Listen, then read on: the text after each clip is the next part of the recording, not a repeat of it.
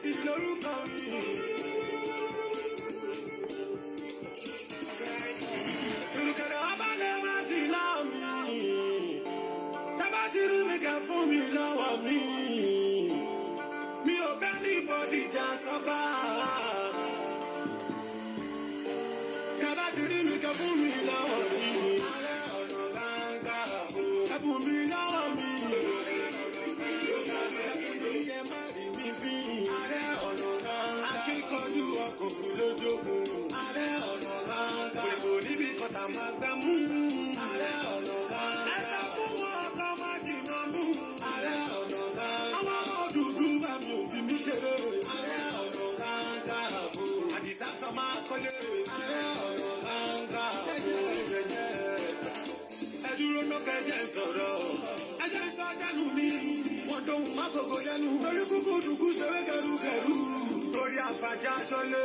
Ajá gbóhùn lọ bẹ́kùn. Àrà mẹ́rìírí mo dé mọ̀ kí ló fàtà láǹtakùn lérí sálábà. If you don't like me, I don't like you. Forget the Yorùbá I spoke. Pápá gbádá fún mi nílé kóòtù. Ó ti jẹ́ náà ọ̀gẹ̀ sóhun tó fẹ́ ṣe. Káṣẹ́wó tó pápá tẹ̀sí ojú rí. Ẹ̀sẹ̀ fọ́lọ́gì mi tó fojú jẹ̀bùn. Kó máa hù ẹranko tó máa bá ta òun gbogbo. Olùkẹ́dẹ̀ ọba lè má sí láàmì. Tábà ti rí mi kẹ́ fún mi lọ́wọ́ mi. Mi ò bẹ́ ní bọ́dì jà sọ́ba. Tábà ti rí mi kẹ́ fún mi lọ́wọ́ mi. Ààrẹ ọ̀nà gbangba fún. Ẹ̀bùn mi lọ́wọ́ mi. Ààrẹ ọ̀nà gbangba. Ìjàgbọ́n ni mi ẹ má rí mi fi. Ààrẹ ọ̀nà gbangba. Akíkanjú ọkùnrin lójókòó. Ààrẹ ọ̀nà gbangba. Gbèbò níbi kọta máa gbá mú. Ààrẹ ọ̀nà gbangba. Ẹsẹ̀ fún wọn ọkọ̀ máa jìnnà mú. Ààrẹ ọ̀nà gbangba. Àwọn ọmọ dúdú máa mú òfin mi ṣeré. Ààrẹ ọ̀nà gbangba fún. Àdìsá sọ máa kọ́lé. Ààrẹ ọ̀nà gbangba. Yẹ́yẹ́. Tí kò bá nídìí akéré jà lójoodo. Táwọn bá ti gbòòrò ẹ̀yìn yẹnu òní lè sòdodo. Before I take you like mumu for them. And they do face like a lion. Fẹ́lẹ́fẹ́lẹ́ ni wọ́n bí sí nylon. Ilé ẹ̀kún tó jọba. Ẹ má fẹ́ kọ̀tọ̀ náà fún mi jẹ kọ̀nàkọ̀nà kó má nà mọ́ ẹ̀gà. Àgbàdo onúgbò fẹ́ rí ẹ àwọn ọmọ ojú ìjọba Yorùbá tó láti wẹ̀ àfibọ́jú ni. Don't feed me what I don't eat. The fella go dry me. It's a lesson for the fresh one.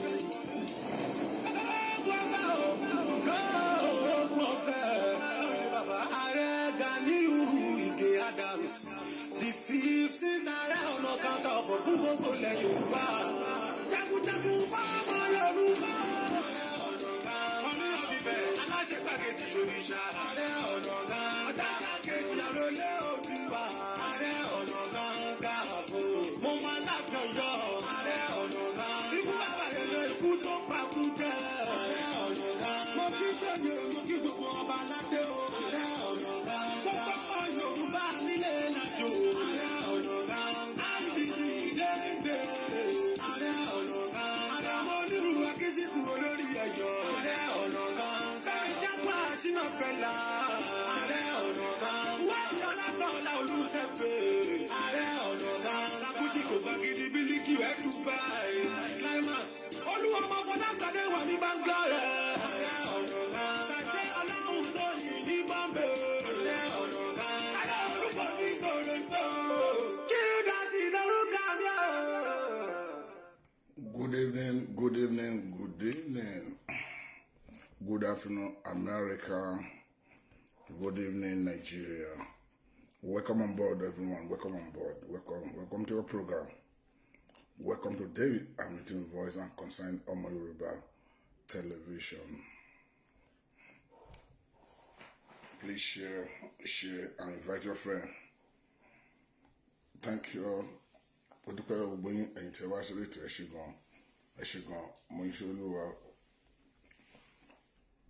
God bless you. God bless you, my sister. Timmy, God bless you. Eshigon. Please share. Tucker Smith, welcome on board. Flora Williams, welcome on board. Please share, invite your friend. Eshigon. David Hamilton Voice and Concern Omo Yoruba Television. gẹ́gẹ́ bí ẹ ti mọ̀ bí ìṣe mi ibi kò gbàgbà fún àwọn tí ò ní common sense mama sọ every time bàbá àgbà ló ṣe program ẹni tó bá ní common sense ló ń wá sórí program mi a lè má ju méjì níta lọ but ọmọ Yorùbá tó máa ṣa Yorùbá tó ń bí lére tó lẹ́kọ̀ọ́ ló ń wá sórí program àwa a lè má pọ̀ but kí ẹ pé ká pọ̀ púpọ̀ but ká ní quality jẹ́ pé àwọn èèyàn tó pé owó èso ní society ló ń wọ àwa ó dẹ̀ ń gbọ́ nǹkan táwọn sọ so a kàn fẹ́ ká pọ̀ ká kàn pọ̀ pé ká má nǹkan tá à ń ṣe kó má ní mí ni so ẹjọ́ tó lọ́run ẹ jẹ́ ká respect ara lórí platform mi lé ní wọn pa àwọn tèmi ló wà ń bí lọ́wọ́ sí gbọ̀nsẹ̀ yìí tẹ́ bá ń wò mí tẹ́ ẹ bá ti sọ̀rọ̀ ẹjọ́ tó lọ́run ìfúlùwà bẹ̀yìn ẹ jẹ́ ká respect ara wa lórí pé orí platform tèmi orí platform tí a ti ń bọ̀ fágbà tàbí mo culture Yorùbá ní orí platform tèmi ẹ mọ̀ pé èmi láti gbà tí a ti bẹ̀rẹ̀ Oòduà mo ti máa ń sọ tí mo ti máa ń tẹnu mi ò dé yẹ kó lórí ẹ̀ mi ò yẹ kó lórí ẹ̀ rí mo lè lọ́ta púpọ̀ torí nǹkan tí mò ń sọ torí pé àṣà Yorùbá lèmi wá gbéga lórí ìgbé torí pé èmi ni pé má bá gbà má yẹ̀dú ságbà I keep culture Yorùbá lèmi wá after so ẹni tó bá fẹ́ yájú ságbà ẹni tó bá fẹ́ bá gbà kó má wá sí ibi ẹni tó bá ní nǹkan pẹ̀lágbà kó lọ bá gbà lọ sí platform wọn àbí kó lọ bá wọn sọ kó pe àgbáyé fúnra rẹ̀ kó máa bá sọ not on my platform I will not tolerate that on my platform òfin tèmi ní èmi mo ní platform yìí so ẹjọ́ tó rẹ lọ́hùn ẹ jẹ́ ká respect ara wa torí pé mo ta bẹ́sẹ̀ lálẹ́ ó máa ta bónílé máa bẹ̀ta lórúkọ gbogbo ọmọ Yorùbá máa báwí lálẹ́ torí pé inú mi ò dùn àtọ́làtọ́ tó bá rí pé inú mi dùn ìrọ̀mọ̀ pa inú mi ò dùn àtọ́làtọ́ inú mi ò dùn àtọ́làtọ́ torí pé gbogbo wọn tá à ń rí lọ́tún lósì gbogbo wọn tá à ń gbọ́ lọ́tún lósì kò jẹ́ kí inú wa dùn àtọ́ torí pé a gbọ́dọ̀ wà very careful torí pé àdúgbò à ń jà fún ìṣọ̀kan Yorùbá àlẹ́ à ń jà pé a fẹ́ gbọ́ òmìnira ilẹ̀ Yorùbá but ṣé àwa fúnra wa tá à ń jà fún yìí ṣé àhùwà ọmọlúwàbí ṣé wọ́n rí traces ọmọlúwàbí lára wa tàbí kátàkì afẹ́jà fún òmìnira ilẹ̀ Yorùbá torí pé propaganda kàdùsíkà dàgbàlagbà kàdùságbà anyhow àti wá sọ Facebook pé ibi tẹ́ pé opportunity láti máa bú àgbàlagbà láti bà àṣà Yorùbá jẹ́ torí pé ta ló máa mú mi kò sẹ́ni tó lè mú mi ṣe mo gbé kámẹ́rà síwájú ṣe bí mo sanwó bíìlì mi èbí mi mo ní èmi mo sanwó kíní mi kò sẹ́ni tó bá mi rà kò ta ló máa mú mi ìlú òyìnbó mu wa ọ̀ mo dẹ̀ sí ìlú òyìnbó mu wa níbi tó pé wọ́n ti lè mú mi ta ló máa mú mi kò tí ẹ̀kọ́ ṣe wa àti gbàgbé ẹ̀ àdìlẹ́ ọ̀pẹ́ gba Yorùbá nation ṣé ta bá gbà tún ṣe bá ti máa ṣe lélẹ̀ no respect for tradition again no kò sí àti ẹ̀ no respect mọ́ so èmi dẹ̀rẹ̀ mo jẹ́ nǹkan wọn bóyá pé èmi nìkan mọ̀ wà lórí ilẹ̀ èdè ayé máa máa ṣe nǹkan mi lọ ni wọ́n á máa mọ̀ ta lọ lèmi yá pé èmi fúnra mi bẹ́ẹ̀ sọ́dọ̀ lámẹ́ta mi ò ní change mo ṣe ń ṣe nǹkan tèmi mi ò never change torí pé ọmọ tó ń bí láti léèrè ni mí ọmọlúwàbí ni mí àwọn àdẹ̀ tí ń gòkè àgbà díẹ̀ kí la fẹ́ filẹ̀ fún àwọn ọmọ tó ń bọ̀ lẹ́yìn wa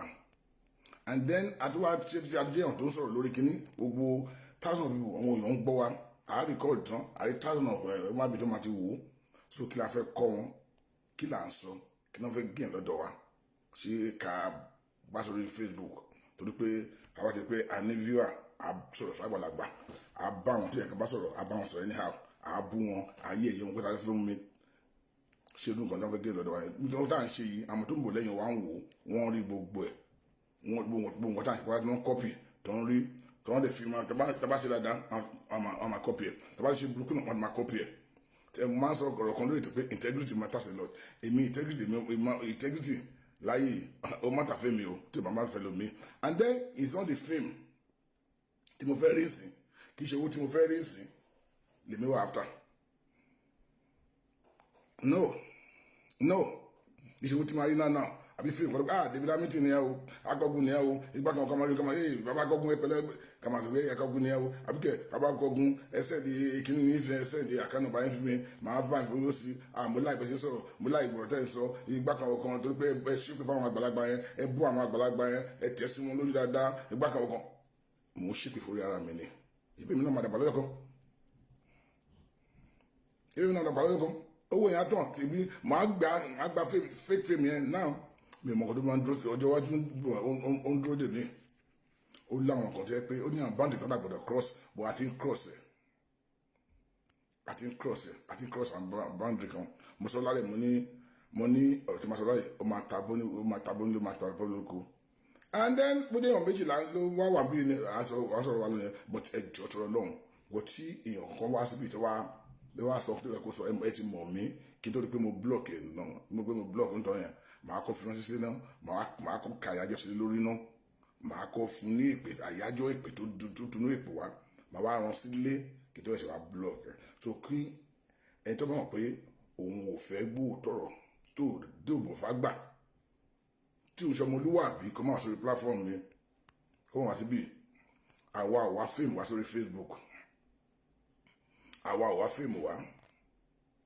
ẹ ti mọ̀ gbogbo fún gbogbo àwọn tó bá ti ń tẹ̀lé David Amini for a long time ọ̀rọ̀ gọ́ọ̀mẹ̀ntì ló gbé wá sórí ibi ọ̀rọ̀ gọ́ọ̀mẹ̀ntì mo ti ń sọ láti bẹ̀rẹ̀ ayé mi wá nǹkan tó gbé wá sórí Facebook ni pé mo rí pé bó ṣe ń gọ́ọ̀fà wa ní Nàìjíríà kò tẹ́ mi lọ́rùn ẹ bá gbogbo program mi láti bẹ̀rẹ̀ wá ọ̀rọ̀ gọ́ọ̀mẹ̀ntì díẹ̀díẹ̀ mo kàn máa ń ṣe láàrin ẹ̀ ọ̀rọ̀ gọ́ọ̀mẹ̀ntì ló gbé wá sórí Facebook mo dẹ̀ máa ń tẹnu mo rí sọ pé ọ̀rọ̀ bó ṣe ń gọ́ọ̀fà wa ní Nàìjíríà kò tẹ́ mi lọ́rùn ó di pé Olúwa sọ pé ká máa sọ̀rọ̀ nípa Odùduwà yìí pé a fẹ́ gba Yorùbá nation yìí kàdúgbò ẹ̀kọ́ tó bá bẹ̀rẹ̀ sọ̀rọ̀ Yorùbá nation kàdúgbò sọ̀rọ̀ Yorùbá nation gbogbo àwọn tí mo ṣe gbàdúgbàdú bẹ̀rẹ̀ Yorùbá nation mi ò ti ráyè ṣe mọ́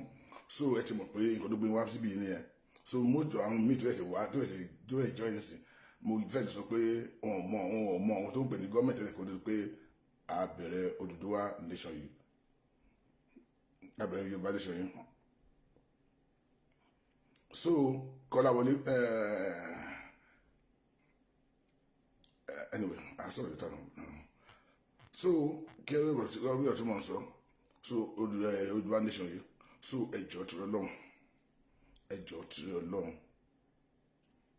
ẹjọ́ tìrẹ lọ́hùn ẹ jẹ́ ká respect the platform yìí èmi mo ní platform yìí sẹ́ni tó ní èmi tí mo jókòó ayé mo ní so nǹkan má dé fẹ́ mo lè ṣe lórí platform mi àfọ́ọ̀sì àwọn síbi ẹjọ́ tìrẹ lọ́hùn mo fọlúwà bẹ̀yìn kò ní dá ká máa ṣépè fúnra ká dé máa búra ká máa sọ̀rọ̀ tí ò dá fúnra wa ìṣẹ́ mọ́rùn kan kò ní dá kò ní ìdí pé kí wọ́n á fúnra rẹ̀ gbèpè ń bì torí pé ẹni tí ò bá láìkì nǹkan David Amini sọ kó má wà sórí David Amini ẹni mo David Amini ògbó lérò pọ̀ but integrity ló mátà bó ṣe lérò yẹn who is who kò sí ń tọ́ yẹn iye pé èèyàn fi ń dánú ẹni náà tí mo ti mọ̀ mí náà táwọn mo ti gbé sórí if bá a ṣe lérò yìí if I can bring a presidential candidate a federal minister a secretary of federal government a city senator a minister gbogbo àwọn tí mo ti gbà sórí bíi pẹ̀lú bá a ṣe lérò yìí tẹ́gbọ́n mọ̀ pé àwọn tó ń gbọ́ wa àwọn tó tẹ̀lé wa àwọn tó ní integrity ni it's not the number of people tó ń wò ẹ́ it's about the quality of people tó ń gbọ́ nǹkan tó ń sọ tó lè máa nǹkan tó lẹ́kàn ṣe tó lè máa implement ẹ̀. There's a time one of my friends who was a member of the House of Rep l'Abuja was here wọ́n wò wá mo dẹ̀ send nǹkan tó à ń sọ message mi dey pass me pé ẹ̀yin pàdé mi thank God you are here today ṣé bẹ́ẹ̀ ṣe ń ṣe tẹ́ bá wà ní house yẹn bẹ́ẹ̀ wà tẹ́ ń wù wọ́n ṣé ó yẹ kó rí bẹ́ẹ̀ tẹ́ ń pariwo tẹ́ ẹ̀ serious ṣé ó wà bẹ́ẹ̀ wọ́n dàgbà wọ́n wà mo ṣe sọ̀rọ̀ a lot of people tó wà tí mo kì í dárúkọ a general will be here wọ́n wà bí tí wọ́n gbọ́ nǹkan tí mo sọ tí mo kì í dárúkọ tí wọ́n fi kí n dárúkọ máa dárúkọ wọn but at times wọn like kí wọ́n máa pariwo kí wọ́n máa pariwo kọ wọn. ọba máa jókòó ń wò mí torí pé wọ́n rí pé onílàákàyè ọmọlúwàbí ló wà ń bí so kò sí wọn tí mo máa pè pé mo fẹ́ ìdábí wọn tí wọn ò ní dá mi lóhùn tí ò ní dá mi lóhùn fún gbogbo ẹ̀yin tẹ́ bá ń ṣe ń wò mí ẹ lè wo pass kínní mi ẹ rí gbogbo àwọn tí mo ti interview lórí ètò yìí bẹ́ẹ̀ àṣẹ ní bí ọ̀pọ̀ yìí integrity ọlọ́pàá ní integrity ló matter kì í ṣe pé fame tí mo wá mi wá fame òótọ́ ọ̀nà wá sọ mo ti sọ nípa bí èmi pẹ̀lú àwọn ọ̀rẹ́ mi jẹ́ pé mo ti sọ more than 10 times lórí ètò yìí rí jẹ́ pé they are serving senator pẹ̀lú former deputy governor mo ti sọ fún yín lórí ètò eré ní London mi la jókòó sínú mọ́tò tí mo sọ nǹkan tí mo sọ ìdú ọkàn mi fún pé kí ló wà pọ̀ Nàìjíríà tí mo sọ fún wọn mo ti sọ fún yín rí bí rí 3 senator 1 former deputy governor tí mo sọ fún wọn pé hey guys inú ń bí mi mo lè sọ nǹkan ló wà pọ̀ pé kí lẹ̀ ń ṣe kí ló wà pọ̀ sí kí mo lè sọ ìdú ọkàn mi fún wọn pé look kí tó gbàdúrà fún Nàìjíríà lẹ́kọ̀ọ́ máa gbàdúrà fún United Kingdom let me more than 10 times pé because bẹ́ẹ̀ ṣe ń lùlù yẹn ó kù dé ẹ̀ka àtó mi ò parọ́ mi ò gbé mi ò fi àìdí fún wọn wọ́n mọ ìlú ọkàn mi pé inú ń bí mi ò láì bẹ́ẹ̀ ṣe ń lù Nàìjíríà but no hate mi wọ́n mọ̀ pé ó tọrọ mọ̀ ń sọ báyìí ń sọ ń sìn mo dọ̀ àwọn ọ̀rẹ́ mi tó wà ní gọ́ọ̀mẹ̀ntì bó wà ní gbogbo ẹ̀ wọ́n mọ̀ pé ó tọrọ máa sọ mi ò tún pé mo ní ọkàn bẹ́ẹ̀ kí n má sọ tọrọ bó ṣe máa da fún orílẹ̀-èdè wa lèmi wà after bóyá mo da fún mi láti lèmi wà after kì í ṣe pé nǹkan fẹ́ gain níbẹ̀ kì í ṣe pé ọ̀rẹ́ ni fẹ́ gain kì í ṣe pé owó ti fẹ́ gain níbẹ̀ in fact èmi nìkan ni mi ò gba 1p lórí kí n tọ́nà fún lówó lórí Facebook mo máa ń sọ pé ẹni tó bá rẹ̀ pọ̀ fún mi lówó rí bí kò bá sọ kàbàlà pé ibi tí pé kì í pé owó tí mò ń rí bẹ̀rẹ̀ kí mò ń ṣe kí mò ń ṣe kì í ṣe fíìmù tí mò ń rí bẹ̀rẹ̀ máa fẹ́ fíìmù ẹ̀ ní ẹ̀fà rí nọ́mbà nǹkan tí ẹ̀ ń wò lọ́dọ̀ mi ẹ̀ ní ẹ̀fà rí mo mọ ohun tí máa sọ tí fíìmù tí àwọn èèyàn máa wá tó yẹ pé àwọn èèyàn púpọ̀ máa wá mo mọ ohun tí ọmọ aráyé fẹ́ gbọ́ tó yẹ pé àwọn tí ò ní làákàyè fẹ́ gbọ́ táwọn èèyàn máa wá sí bíi tó máa kún bíi mo bọ̀ tí máa sọ tí mo pé majority of èèyàn tó ń lọ láàkì máa gbọ́ tí máa sọ tí bí máa kún bó ṣe mo refuse àti ṣe torí pé ọjọ́ ọ̀la mi pẹ̀lú ọjọ́ ọ̀la àwọn ọmọ mi lèmi ń pọn mí lẹ̀ mo sọ kí ni kan máa sọ kí ni kan mo ní bàbá wa Awólọ́wọ̀ lórí méjì bàbá wa Adékúnlé Ajásìn lórí méjì bàbá wa Ọláníwájú lórí méjì bàbá wa kí ló rúkọ bàbá tó wà ní bàbá wa ọ̀gá àwọn Afẹ́nifẹ́re bàbá wa fashion tí wọn lórí méjì bàbá Ayọ̀dẹ́mà lórí méjì bàbá wa Chief Onífàlàyé lórí méjì èmi náà fẹ́ rí bí tiwọn wọ́n fẹ́ lórúkọ tó dáa bí tiwọn nǹkan tẹ̀mí ń lé nìyẹn tẹ̀bárí tí mo gbọ́n tí mo ṣe nǹkan tẹ̀mí ń lé nìyẹn that is only thing you fẹ́ gain tẹ́pẹ́ nǹkan yẹn kan tó máa kó lórí Facebook yẹn ló fẹ́ gain yẹn pé tí máa lọ sí àgbáńrè pé máa ní akọgun yẹn kò lówó lọ́wọ́ o oníkankan o but ó ní integrity ara àwọn tó jà fún orílẹ̀-èdè Yorùbá ní ìta gba Yorùbá nation ara àwọn tó yẹ kí wọn ibi tó ń nomi lójú ọmọ Yorùbá tó ń sunkún ní eléyìí ara àwọn tó ń nomi lójú àwọn tẹ́bi ń parí eléyìí orúkọ rere ó sì ń fi fàdákà lọ nǹkan tẹ́mi ń wá nìyẹn mo dẹ̀ máa dúró sójú ìdí òótọ́ àwọn èèyàn lè hate mi àwọn lè máa gbà but there is their own problem bí tó yẹ wọn sí nìyẹn àwọn èèyàn lè hate mi but there is their own problem bí tó yẹ wọn sí nìyẹn máa máa sọ ọ̀tọ̀ tèmi lọ àwọn ló máa sú mi ò ní dákẹ́ tí mo bá jí mo yìn mí tí mo wà tọ́lọ́ máa jẹ́ kí n máa mí yìí mo máa sọ tọrọ tèmi lọ now kí ló gbé mi wá lọ́jọ́ tí èyí ni pé tẹ́ bá rí recently gbogbo all the negative thing tó ń gọ́ràn nípa Ààrẹ Ọ̀nà Kakanfò ti ilẹ̀ Yorùbá Olóyè Gani Adams máa sọ kíní kan àwọn èèyàn ẹ tó bá mọ̀ mí àmọ̀ pé mi ò parọ́ mi ò don't lie kò sí nǹkan fẹ́ fi rọ́ṣe mi ò kí ń parọ́ nǹkan bá ṣe máa lókè mo ṣe nǹkan bá lókè mo ṣe mo ní èmi pẹ̀lú bàbá wa Gani Adams ní ẹni ọjọ́ ìtàgbà bẹ̀rẹ̀ sí ń sọ̀rọ̀ bóyá mo bá wọn sọ̀rọ̀ bóyá mẹ́ta mo bá wọn sọ̀rọ̀ rí ìyẹn mo bá wọn sọ̀rọ̀ lé níyì náà bóyá mẹ́ta bẹ́ẹ̀ mẹ́rin mo bá wọn sọ̀rọ̀ rí ìsàn bóyá mi ò mọ̀ bóyá pé mi ò ní common sense bóyá wọn jọ rẹ̀ bóyá mo jẹ́ ọmọ OPC wọn ṣe OPC wọn ò mọ̀ mí dáadáa pàápàá bóyá reason mo fi ń sọ pé tí wọn bá jó lóòótọ́ tí mo rí pé akíkanjú ọmọ Yorùbá tí mo lè rí pé ó ti ṣe mo fúnlẹ̀ Yorùbá rí tí mo rí pé àwọn kan dẹ̀ wá tí wọ́n ti bring it down màá jáde anybody mo lè ṣe bẹ́ẹ̀ fún. But every recently àwa ọmọ Yorùbá kí ló ṣe wá àwa ọmọ Yorùbá kí ló ṣe wá aláfẹ́ gbòmìnira ṣé bá ṣe gba òmìnira náà lélẹ̀ gbà tó yá àwọn bàbá wa ò dáhùn sí o àwọn kan ò dáhùn sí o kí ló ṣe wọn náà dáhùn sí o kí ló dé ò dáhùn sí o yóò tọ̀ wọn ò dáhùn sí o tó bá tó dáhùn sí you are in trouble kí ni Yorùbá fẹ́ ná kí ni Yorùbá yìí lè fẹ́ ná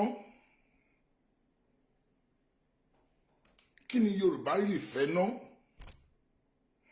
àwọn tó ń ṣe kíní yìí ṣé pé kò yé yín ni àbí ṣé ẹ̀ ní làákàyè ni ṣé àní làákàyè ni àbẹ́ ẹ̀ síbi láì tàbí kẹ́mi mo bá mo ṣe lè sọ́nà àbí àní common sense ni. mo rí ìyànkan tó ṣe fíìmù tó bẹ̀ sí ń bú Gánàdà ń bẹ̀ gbogbo iye tó fi fẹjú mọ́ tó fi fẹjú ló ṣe gbogbo ẹ̀ tó tún fẹjú ń bẹ̀ tó tún bú ààrẹ ń bẹ̀ pé ṣùgbọ́n ọ̀nà ti máa mọ yẹn tó ṣe bá tó rán tó ṣe wúù ń bẹ̀ mo rò ó bọ̀ pé ṣé ó máa bìnrin làwọn eléyìí pé àwọn ọmọ èèyàn lọ jà fún ilẹ̀ orílẹ̀-èdè ilẹ̀ Yorùbá tuntun tá à ń wá ẹdúró náà kí lè fẹ́ kí tábà yẹn fẹ́ táyé lọ́rùn náà ṣé ká bring yẹn down ká promote yẹn wọn dà fẹ́ máa ṣe ni ó tẹ̀ yé mi pé kájọ wà kí gbogbo àjọ jà fún òmìnira ilẹ̀ Yorùbá yìí kí a lè fọwọ́sowọ́pọ̀ ká jà kó lè yẹ wá ṣé kí la rí lè fẹ́ kí ni Yorùbá rí lè fẹ́ náà ìjọ kò kí ni ò yé mi náà I don't really get it mi ò tí ì understand ni kí ni Yorùbá lè fẹ́ tó bá ṣe rere àwọn kan máa bínú ẹ lánàá for example wà kọ́ fún mi ẹ̀sùn kékeré kan lánàá brother mi ààrẹ Muruf nílùú Amẹ́ríkà wọ́n pè mí lánàá mo wà mí ní pẹ̀lú pé ààrẹ máa pè mí sí ààrẹ máa pè mí sí ọmọ ìkẹ́rẹ́ àgbọ̀n náà wọ́n ti wà lórí láì fún pípé bá mi sọ̀rọ̀ múkè wọ́n dẹ̀ pè mí ààrẹ nípa dáwọn tó fẹ́ pè mí ni pé àwọn fẹ́ ní bá ṣe bẹ̀rẹ̀ Yorùbá nation yìí bá ṣe bẹ̀rẹ̀ Yorùbá nation yìí ẹ mọ̀ pé mo ṣe gbẹ́nu lé Yorùbá mo ṣe ń sọ báyìí àwọn tó yẹ pé mo mọ̀ wọ́n pé àwọn ló wà a lot of them wọ́n bẹ̀rẹ̀ sí kọrí sí against me there irọ́ ló pa o fíìmù ló ń wá o igbá kan o ẹjọ́ tọrọ lọ́hùn fíìmù wo ni mo wá náà ẹjọ́ tọrọ lọ́hùn mo mọye viewer tí mo ní gbàgbé mo ní David Amity tí mo ṣe David Amity mi jẹ́jẹ́ mo yẹ viewer tí mo rí ìsìnkú àti mo sọ̀rọ̀ Oòduà I lost a lot of my followers because of ọ̀rọ̀ Oòduà tí mo ń sọ bọ̀ mi ò jẹ́ kó bọ́dà mi tó pé mo mọ̀ pé mo ní focus fún Yorùbá nation ṣé tí máa ń rí ní wá fíà ṣé màá máa sọ nǹkan tí ẹ pé mọ̀ pé ó ń bí ọmọ èké kan nínú tó yẹ pé wọ́n fẹ́ máa gbọ́ ṣé màá máa sọ ṣé èmi ní máa sọ nǹkan tó fẹ́ máa gbọ́ tí ẹ pé màá máa ní 2,000 3,000 ẹni pé ó sọ pé wọn ò ní làákàyè wọn ò ní common sense ìmí láwọn agitator mi pàápàá they will hide I know them they will hide under fake profile attack you.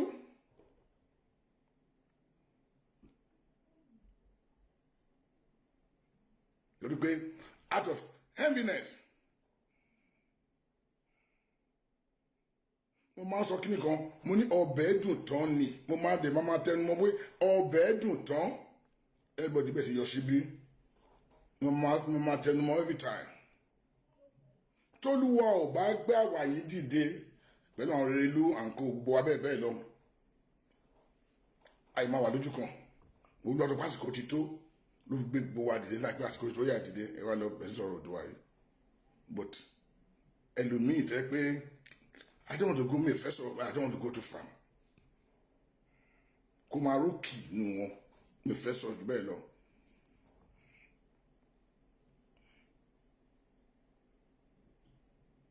tẹ́ pé I take opportunity pé Yorùbá ti sọ̀rọ̀ Yorùbá yẹn àbẹ̀ sí sọ pé ẹ̀ka sọ ẹlẹ́mi jáde pé ẹlẹ́mi tó ṣe tí ò tẹ̀ ṣe kíní rí ó jáde pé nípa máa sọ̀rọ̀ Yorùbá tó mọ̀ pé bá sọ̀rọ̀ Yorùbá yẹn pé àwọn kan máa wò kí mo lè máa tó báyìí sí attack àwọn àgbàlagbà yẹn àwọn èèyàn máa bẹ̀ sí wọn á wò mí àwọn ẹ̀gbọ́n máa bẹ̀ sí ní viewer àwọn èèyàn bẹ̀ sí mọ̀ mí àwọn bẹ̀ sí fún mi lówó abẹ́ká kan. so ìgbà tí ààrẹ interview mi lánàá tí mo ń béèrè ọ̀rọ̀ lọ́wọ́ mi the proof wà ń bẹ́ẹ̀ mo dẹ̀ wá mọ̀ ẹ bá wò gẹ́gẹ́ owó ogun tí mo ṣe àlórí page mi lánàá ìgbà tá a bẹ̀rẹ̀ Oòduà nation April tí mo ṣe recording ọmọ ní April 17 last year. Àwọn tí ò ní kọ́mọ̀ sí wọn mọ̀ pé àwa ní weapon dání rẹpẹtẹ. Mo post ẹ lówó ìwà ń bẹ̀ tí mo ṣe ń bá yín sọ̀rọ̀ sí. Mo post ẹ síbẹ̀ ẹ lówó nǹkan tí mo sọ ń bẹ̀. Àwọn bá ṣe bẹ̀rẹ̀ Oòduà bá ṣe bẹ̀rẹ̀ bá ṣe ń promote Oòduà radio anytime yẹn ẹ lọ wò ó. Àwọn tó sọ pé David Landy kọ́ bá kankan àwọn kan ti ń sọ tipẹ́tipẹ́ bó tí kò sáyé ayé ò gbọ́ ìgbà tó wá sọ pásìkò tó fi sọ alẹ́nu ayé gbà bó kí ló wọ́n fàbí nínú yẹn kí ló fà jẹ́nẹ́sínẹ́sì nínú yẹn gbàtà ń lọ sí ọ́fíìsì ìlú àbíkẹ́ adé communication pẹ̀lú bọ́lá Barrister Akínlọ́lá àwa mẹ́rin ni kò sẹ́ni tó wà ń bẹ̀ ní táìmù yẹn àwa mẹ́rin péré ni Barrister Akínlọ́lá tọ́gbẹ́ kú tẹ ìyá àbíkẹ́ àti mi ta ló wà ń bẹ pẹ̀lú tó wọ̀ ta ló ti karùn kò sẹ́ni bọ̀ tó ṣe karùn pẹ̀lú wa ìyẹn lọ bẹ́ẹ̀ so àwọn tó ń sọ̀rọ̀ sọkúsọ pé àwa ò wá sórí kìíní pé fíìmù kankan àtúwá lùsí àwọn fọ́lọ́wà wa ní bàtà bẹ̀rẹ̀ Oòduà yìí bàtà ṣe Yorùbá-dávìtì àwọn tó ń wò wá but mi ò kí àtúrò pé kìíní kan fẹ́ gbà ń bẹ́ẹ̀ mo ń mọ̀rọ̀ bọ̀ díẹ̀díẹ̀ ni o tí nínú bá ní welcome on board kò sí nǹkan tí àwọn ọlọ́tẹ̀ èmi mo sọ fún mi pé àwọn sọmọ ẹjọ́dọ̀ mi ó háì wọ́n dá mo dẹ̀ mọ̀ pé mo dẹ̀ rẹ́ ni pé yẹ́n lọ́sẹ̀ ìfẹ́ wọn apáyín kẹ ìlà ló máa páyín iṣẹ́ tó lọ́n ti ṣe kò lè ṣe kò lè inú mi dùn bí kíni ṣe ń lọ yìí ni ẹ fẹ́ ẹ̀kọ́ Olúwa ti ṣe ẹ̀ lọ́nà àrà ìwọ tó mọ̀ ó tọ́ tó ń jẹ ń bẹ̀ tó mú ń bẹ̀ tó ṣoríire ń bẹ̀ tó tún àwa tẹ́pẹ́ Olúwa lò láti bẹ̀rẹ̀ tó tún gbé tó fẹ́ bring wa down tó bá yá bó bá gba tó rè wá wálẹ̀ ni lágbá Ọlọ́run lẹ́tí ò bá jẹ́ kọ́tọ́ yìí ń sọ wàá wálẹ̀ ni kí a bẹ́ pé à ń parọ́ dẹ́pẹ́ irọ́ là ń pa ẹni tó bá lè háì tó ń dẹ́ kínní àwọn lẹ́tà bá ń parọ́ nìkan ló kù lò ní wálẹ̀.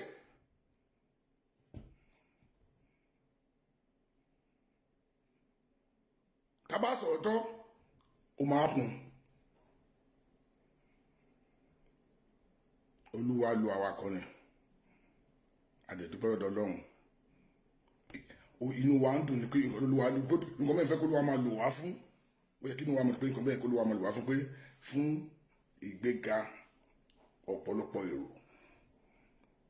kì í ṣe owó tó fẹ́ gbà ń bẹ̀ mo máa ń sọ lórí ètò yọ̀ọ́ dìtà pé ọjọ́ tí èmi tí mo wá dúró lọ́jọ́ tí mo wá dúró lọ́jọ́ tí èmi yìí o ọjọ́ tí mo bá ti gbé àpò tí ìbò tó wá gba Yorùbá nation tán tí mo rò pé mo fẹ́ contest election ọjọ́ yẹn ni kẹ́ ṣépè fún mi kẹ́ bẹ̀ sí ń bú mi pé o ní integrity nǹkan tó ń sọ lórí show ẹ onírọ́ ni ẹ alábùkún ni ẹ kó lè gba commissioner kó lè di senator tó tún rẹ̀ ń ṣe mo ní mi ò gbígbó single post báyìí mi ò ní kọ́ àgbò tí ìbò kankan mi ò ṣe mo ṣe tèmi fọ́ lọ́rùn ni mo fẹ́ lórúkọ bí àwọn bàbá Awólọ́wọ̀ ní tẹ́lẹ̀ ṣe fẹ́ fi nǹkan dẹ̀dá lè fún àwọn ọmọ tó ń bọ̀ lẹ́yìn pé ìgbà kan tí ìyá wọn fi àwọn kan fi àjẹ àwọn ọmọ Yorùbá o mo wà láàrin àwọn tó jẹ́ kárí kí ni ìgbà tó ń lójú àwọn ọmọ Yorùbá iṣẹ́ tèmi kan tèmi fẹ́ gbà ń bẹ̀ ni gbọ́dọ̀ tèmi fẹ́ gbà ń bẹ̀ nìyẹn èmi ò kò tẹ́lẹ̀ fẹ́ ní ẹsẹ̀ ẹlẹ́sẹ̀ wọn kan mo dẹ̀ ń sọ kò sípa tí mo ṣe tí mo kì í sọ pé ọjọ́ tí mo bá ti jáde pé mo fẹ́ kò tẹ́lẹ̀ fẹ́ lẹ́sẹ̀ o ẹ lo against mi lọ́jọ́ ẹ má gbàgbé náà ṣé bí kíní wo dáhùn sọ yìí ó máa wà lórí Google ẹ rìkọ́dì ẹ pé pamọ́ pé David Landy bóyá lọ jáde níbi kan pé ó fẹ́ kọ́tẹ́ fún election fún local government chairman ni o or senator ni o or house of rep ni o pé olórí bukun máa yìí yẹrẹ pé gbogbo tó wọn sọ láti gbọ́jọ́ yìí so kó ba lè ṣe dé kó wa lórí ó lè parọ́ fún wa pé òun ṣe fún Yorùbá ni wàhálà sára àpò ààrẹ ló ń ṣe fún mi ò jáde fún ẹni tí tó bá dé ó tán nìyẹn bá lè gbà ó tán nìyẹn the only thing very pé inú mama dùn pé èmi náà wà lára àwọn tó ṣe kíni àwọn bá orúkọ àwọn bàbá lówó ọ̀parẹ́ orúkọ àwọn ìyá Fẹlá ọ̀parẹ́ mo fẹ́ kí orúkọ mi náà wà nínú ìwé ìrere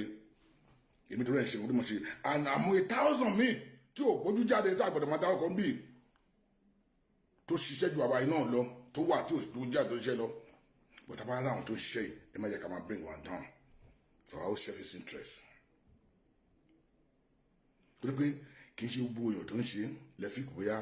ó fẹ́ gba àwọn kan bẹ̀ èmi ń tèmi o mi ò ní nǹkan tó fẹ́ gé níbẹ̀ nǹkan délé fẹ́ gé níbẹ̀ pé kí orúkọ mi náà wà ní ìròyìn rere bíi tàwọn Awólọ́wọ̀ bí àwọn Màmá Fẹlá Kwame Nkrumah orúkọ Kwame kan lè kó lè tán kó lé àwọn kan ní Áfíríkà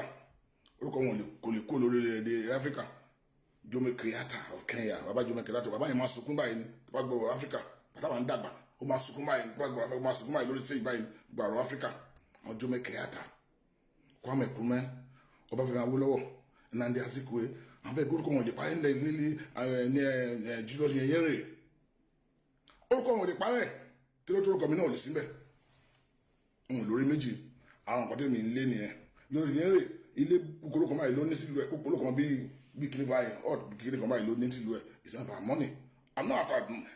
yes you get paid money but it's not about that it's not about position maybe you might get it but I'm not going to contest for anything. mo ṣe lè fún orílẹ̀-èdè mi tuntun Yorùbá nation lè mi ṣe fún but máa rí àwọn kan tó wá ń sọ pé fíìmù ni èrè nǹkan fẹ́ gbà ń bẹ̀ ni wọn kò máa wọ pé eléyìí fún ni wọn eléyìí ọ̀dẹ̀ òpònú ni wọn ẹ bá wo pé mo lùsì lọ́tọ̀ fún àwọn fọ́lọ́wà mi kọ́ bí sọ pé èmi ò tẹ̀ ní tẹ́lẹ̀ fún nǹkan tó bẹ̀ mo àǹdẹ́ tó bá pé fíìmù ni mò ń wá màá máa sọ nǹkan tó fẹ́ kí n máa sọ yẹn màá máa ṣèpè fún àwọn àgbàlagbà yẹn màá máa bọ́ àwọn àgbàlagbà yẹn màá máa jí gbọ́n tẹ́fẹ́ wọn gbọ́ tẹ́pẹ́ nǹkan tẹ́fẹ́ wọn gbọ́ nìyẹn tẹ́kẹ́ màá dé máa ní view rẹpẹtẹ so fíìmù wọn máa ń wá àbí mò ń gbówó kan lórí ẹ̀ ní tó pé wọn ní làákàyè tó pé wọn ní làákàyè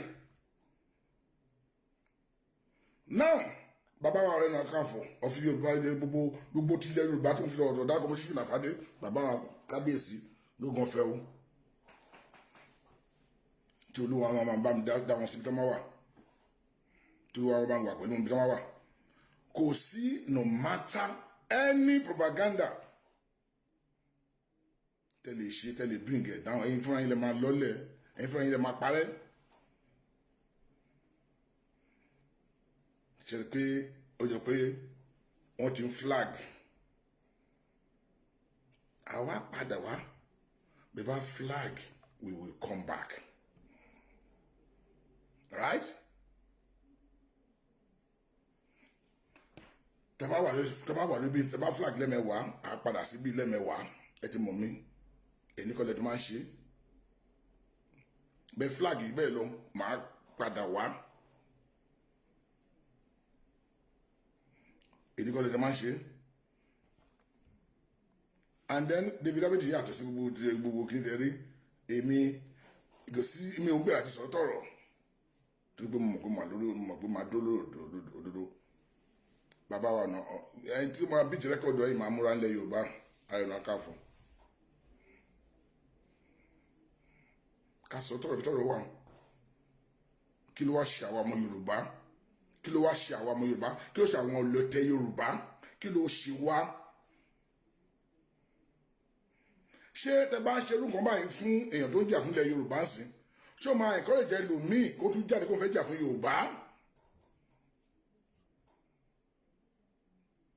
ṣé o máa encourage mi kó jáde kó jà fún Yorùbá irú èmi sí irú àyè Àbíkẹ́ tá jáde pé ó yá Yorùbá yìí kò sí nǹkan tá àti gbọ́dọ̀ kò sí ibi tí wọ́n ti bu wa tán ṣé o máa yẹ ẹlòmíì kọ́ ló fà ẹlòmíì fẹ́ sọ̀rọ̀ nígbà pé wọn ò tẹ̀ fárẹ̀ wọn ò fẹ́ nǹkan ọmọ sádànù dẹ́gbẹ́ a ní thick skin tẹ́gbẹ́ tí a bá gbá àwọn òwe padà fún wọn I give up pé no way àfẹ́ṣe mọ́ but who be that person tánà bí edé bẹ́ẹ̀ tá dúró lórí òótọ́ no matter any propaganda irú ìgé tàwa báyìí kò sẹ́ni ọmọ òpin ní wọ́n sọ pé kí ni o pé integrity matters a lot láyé yìí tó against any propaganda against you will not even feel nobody will even believe them. tó dáṣọ ẹ pé ọwọ́ yẹn wọ́n máa mọ́ nílé ayé yìí kò dúró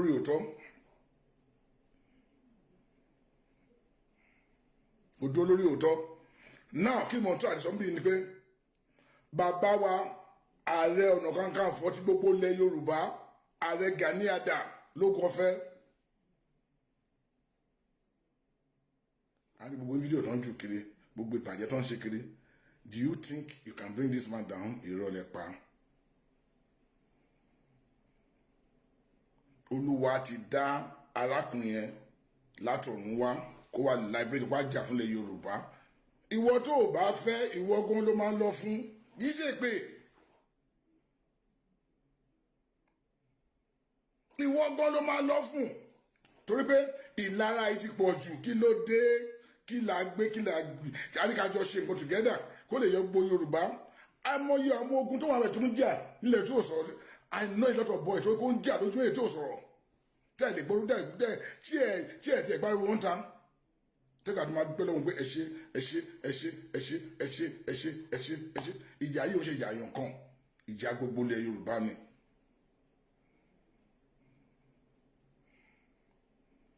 Ìjà gbogbo ilẹ̀ Yorùbá ni tábàjẹ́ èèyàn tó ń jà fún wa ẹ yẹ ká dúpẹ́ kí ká máa try ká máa bí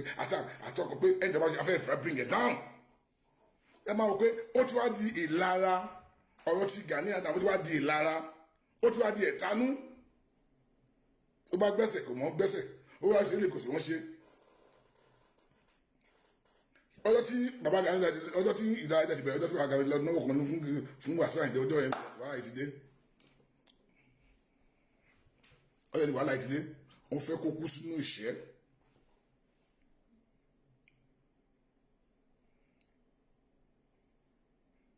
wọ́n ti gbàgbé ìyà tí máa yìí ń jẹ wọ́n ti gbàgbé ìyà tí máa yìí jẹ fún wa ẹni tó bá dẹ̀ pé máa yìí ò jìyà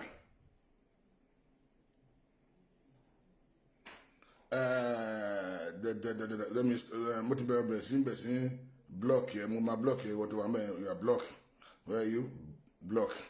mo sọ fún yín lẹ́kọ̀ọ́ mo ní mi ò bá gbẹ̀rẹ̀ ń bì í.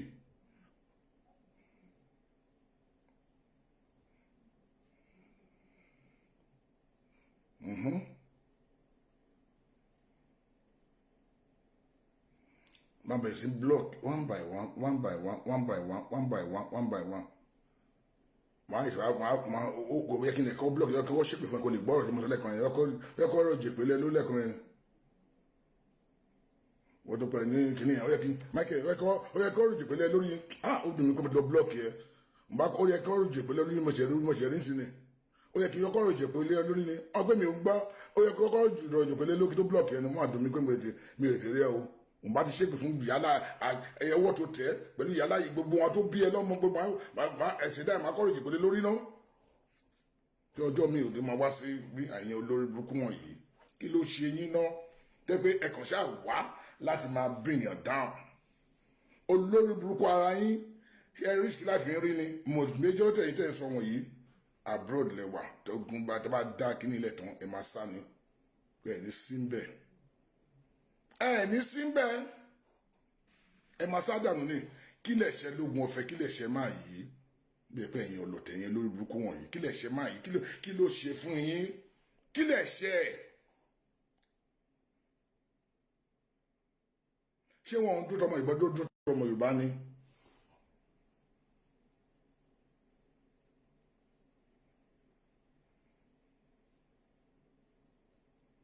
Ẹkùn ẹ̀jẹ̀ dìde náà lẹ́kùn náà kẹ bó bá gbẹ́sẹ̀ ẹ̀lí kò mẹ́sẹ̀ gbé gbogbo tí kò ní mọ̀ gbé kí ló ṣe yín náà àmọ̀ yín àmọ̀ pé wọ́n sponsor yín ni ẹ continue máa ṣe lọ ẹ máa forí rẹ gbogbo ayín gbèpè ẹ máa ṣe lọ àwa kan wà pé àwa ò ní gbà fún yín sẹ́ no matter propaganda we are ready. Kí ló ṣe yín a ní kájọ jà ká lè gba òmìnira ká lè gbájọ ga kí ìgbà ní ààrẹ ò jáde o kò jáde o wọ́n fi jẹ ọdún kan fún kò jáde o kò ṣe wọn kan o gbàgbọ́ o tún jáde ẹni kò jáde mo ń ṣe lábẹ́lẹ̀ ẹni kò ṣe lábẹ́lẹ̀ a ti sọ fún mi pé máa yín ṣiṣẹ́ òun ṣiṣẹ́ ẹni ẹ rí o kó ṣó ẹ fún wa ẹ tí wọ́n jáde tán wọ́n ti jáde tán ẹni kò yẹ ẹni pé wọ́n ti máa ṣó ẹ torí pé bíkọ́ tẹ̀ fẹ́ kí iṣẹ́ ọwọ́ máa yí yọ kódà kó lè sọ pé kò ṣe kẹrì láyé máa bring it down olórí burúkú gbogbo ẹ̀yin tẹ̀ ń bá máa yí jẹ́ kiri tó pé ẹ fẹ́ kí iṣẹ́ ọwọ́ ẹ yọ kódà torí pé ó ti dùn yín pé ó bí ìgbà tó gbé wọn náà pé máa yí yé nǹkan dáfẹ́ ká adáfẹ́ pa máa yí àfẹ́ kí ìfẹ́ kó go ẹ yọ mọ́ ó tún yọ àmọ́ wá báyìí máa bá tiẹ̀ jẹ́ I'm a try to bring it down. Àwọn èèyàn òfúru, àwọn tó lọ́gbọ́n lórí òfúru, àwọn tí ò ní common sense ló nìyẹn jẹ. Ìwọ tó bá fẹ́ pa wákìlì lọ sí Nàìjíríà fúnra rẹ̀ kó lọ gbé ìbọn fúnra rẹ̀ kó pa fúnra rẹ̀. Kó lọ pa fúnra rẹ̀. Go there yourself, tó bá fi pé pa ni kó lọ́bẹ̀ kó lọ fún ẹ̀ lọ pa fúnra rẹ̀. Tí o bá fi ọgbọ́n orí ṣe nǹkan tẹ́ pé ẹ ní common sense. Tí ẹ tó bá ní common sense láwọn pé kọ́ń tó mú wákìlì ha ṣé pé wákìlì wájú ẹ̀kọ́ tó yàn án lè mú bẹ́ẹ̀ yẹn láwọn tó pé ẹ ní làákàyè. Ṣé wákìlì jí ẹ̀kọ́ tó yàn án lè mú bẹ́ẹ̀ yẹn. Ṣé gbogbo ẹnu fi sọ̀rọ̀ tó pé àìní làákàyè ló ń wọ́rí yín. It's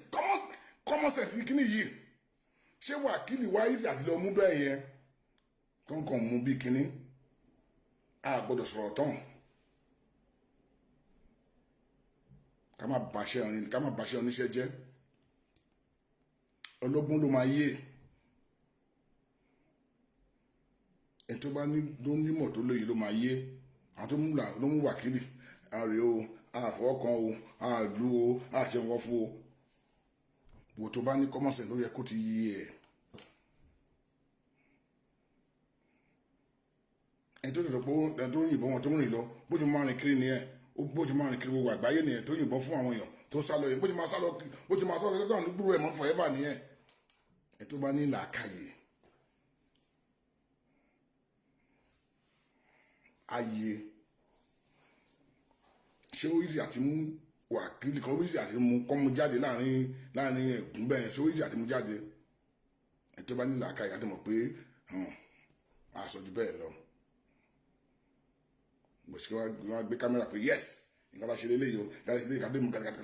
wákìlì o kàdé mú wákìlì kàdé mú ṣé pé ẹ fi pé àwọn tó lọ́bẹ̀ wọn ní common sense àbí wọn lọ́gbọ́n lórí. Àwọn tó lọ iṣẹ́ wọn tó pé wọn ní common sense wọn lọ́gbọ́n lórí tó pé ẹ̀yin ò lọ́gbọ́n lórí. Àwọn lọ́gbọ́n lórí ní ọdún fẹ́ mọ̀ lẹ́mọ́ ṣé kí ọdún fẹ́ gbọ́n nìyẹn kakúlà mọ́lẹ̀ kí ọdún fẹ́ mọ̀ lẹ́mọ́ torí pé ẹ̀ ní common sense wọ́n ti mọ̀ pé majority ẹ̀ ní làákàyè ká sọ bí tọ̀rọ̀ wà.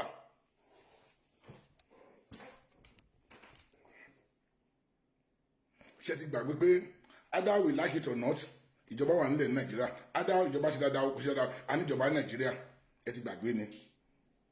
ìjọba ṣe dáadáa kò ṣe dáadáa àìníjọba ní Nàìjíríà àti kú lára ní àìwá lára Nàìjíríà. Ẹ mọ̀ pé òfin kan wà nílẹ̀ Nàìjíríà tó pé òfin yẹn wà fún àwọn ìjọba tó ń lo against civilian tó ń lo against our citizen. Ṣé àwa náà dẹ̀ ní play ká play safe ṣé kàn play sí wọn lọ́wọ́ àbí. Ṣé ẹ fi pé àwọn tó lọ ọbẹ̀ wọn mọ nǹkan tó ń ṣe wọn ní làákàyè. Wákìlì tẹ̀mí wákìlì ló lóun jẹ́ tó ń mú yìí. Either you who like it or not or the public figure. Or the public figure. It's not someone that pé wọ́n kàn lè wọ́n wá tì. Bó ti pé ìlọ́dọ̀ mi ò ní làákàyè. Or the public figure. It's not someone that pé kọ́ńtà lè mọ̀ kọ́ pé wọ́n wá tì wọ́n rí mọ́. OPC lọ bẹ̀. Wọ́n lè fọ́kọ́ wọ́n rí wákìlì bí wákìlì ló lóun jẹ́ wọ́n rí mọ́ ta ló lọ bẹ̀. Ẹ ti mọ̀ pé wàhálà amadílẹ̀ yẹn ni. Wọn ò gbọ́dọ̀ ṣe nǹkan fún bẹ́ẹ̀ gbọ́dọ̀ mú wá sáyé. Bó bá jẹ́ 1 million tó wà ń bẹ̀ ní táìmì àfẹ́mọ̀ kó dábòtà 1 million tó wà ń bẹ̀ bọ̀yìn tafẹ́ lọ bá láfẹ́ lọ bá àtẹ̀tẹ̀ mú wá ẹ̀tẹ̀ tafẹ́ lọ bá ẹ lu làákàyè yín ẹ̀yin tẹ̀ ní kọ́mọ̀sẹ̀ tẹ̀ kan gbé mọ̀sí kiri dánù kan kiri. Ẹ̀ǹtà wá lọ bẹ̀ ẹ̀ǹtì gbogbo ojú wà lára ẹ̀ òun lélẹ̀ yìí nǹkan gbọdọ̀ ṣe àdẹ̀mú wá fún yín jẹ́ tírí o àti àwọn kan bẹ̀ o ọwọ́ amọ́ o àti lọ́mọ ẹni tó ń terrorize wa o ẹ ti pẹ́ àná ẹ ti pẹ́ àṣẹ nǹkan fún òun lélẹ̀ yìí kò yẹ kí wọ́n ti gbogbo nǹkan tí mo sọ kò máa sọ torí pé àwọn tí ò ní làákà ìlàkà máa sọ kọ́ máa sọ torí pé kò yé wọn. Mẹ́rin bàbá mi débọ̀ ẹ káàbọ̀ sórí ètò God bless you sir. Àwọn èèyàn wá láti Amẹ́ríkà ní God bless you bàbá mi ló wà kẹ́yìn ẹ káàbọ̀ sórí ètò. mo dúpẹ́ ẹ káàbọ̀, God bless you, God bless you. Ẹ jẹ́ ká sọ òótọ́ ọ̀rọ̀, ká dúró lórí òótọ́ ọ̀rọ̀. Wàkílù bí wàkílù ló ń jẹ́, ẹni tó bá ní common sense ó lè pa wàkílì síbẹ̀, wọn lè wá wàkílì tí ká má rí wàkílì bí wàkílù ló ń jẹ́. Ó gbọ́dọ̀ rí tóun bá rí obìnrin tó lẹ̀ lọ́bẹ̀ iṣẹ́ máa bàjẹ́. Ó gbọ́dọ̀ rí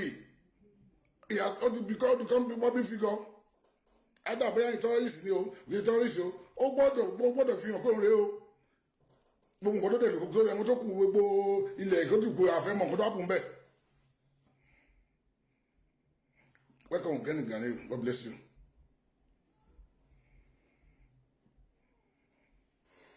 Súlérè, welcome on board Súlérè. Àfẹ́mọ̀ nǹkan tó hàpùn bẹ́ẹ̀. So ẹ jẹ́ ká máa lo làákàyè wa, làákàyè. Tó mo rí pé èmi ló bá àwọn èèyàn mi ò ní làákàyè lẹ́kẹ̀ẹ́ ká máa yé wọn lójú làákàyè. Mo bínú wá sọ̀rọ̀ lẹ́nu nítorí inú tiẹ̀ ń bí ni pé àti máa bring èèyàn tó bá ṣe dáadáa fẹ́ máa bring it down ilẹ̀ Yorùbá náà. Ṣé ẹ fi pé àwọn tó mú là tó lọ ẹ̀yin ẹ wò náà ẹ mọ iye ọmọ ogun tó wà lẹ́yìn wàkílù bí wàkílì ni ẹ mọ iye ogun tó wà lẹ́yìn ẹni. Ṣé ẹ fi pé ó yìí sí àtìmú bẹ́ẹ̀ yẹn láàrin wọn. Ẹ̀yin mọ̀ kó tó àbùn bẹ́ẹ̀ yẹn ni. Nǹkan tó fẹ́ kẹ́ mọ̀ lẹ́mọ. Torí fún àyín tẹ́ ẹ̀ mọ̀ kọ̀ọ̀kan tẹ́ kò ń gbìyànjú gbàù ẹ̀yìn wá ti máa ṣú ẹ̀ ẹ̀ ti máa gbọ́ tó bá tẹ̀ ti ṣú ẹ̀ ní kò ṣiṣẹ́ kankan. Torí pé ẹ fẹ́ kí iṣẹ́ ọwọ́ Gani Adams yọ ni kán lè máa bu pé kò ṣe ọkọ o nǹkan tẹ̀ ń wá nìyẹn.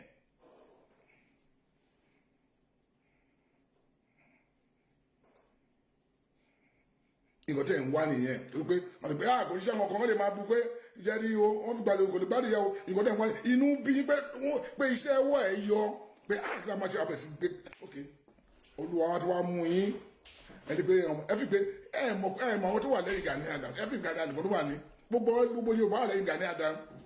torí pé ó ṣe tọba ó ṣe tìjú ó ní respect ó bọ̀ fún ẹ ó mọ nǹkan tó yẹ kó ṣe. Tí ààrẹ bá sọ̀rọ̀ lé ní gbogbo Yorùbá ló sọ̀rọ̀ nǹkan tí ò yé ẹ̀yin nìyẹn tí wọ́n ti pé ó yá lé ní gbogbo Yorùbá ló ó yá fún gbogbo Yorùbá ní kò jà sí going back ààrẹ là ń sọ yìí abẹ́ ìmọ̀ nǹkan tó pé ààrẹ ni. Torí pé wọ́n mọ ẹ̀tọ́ wọ́n mọ̀ kódé kan ṣe wọ́n mọ̀ kódé kan ṣe.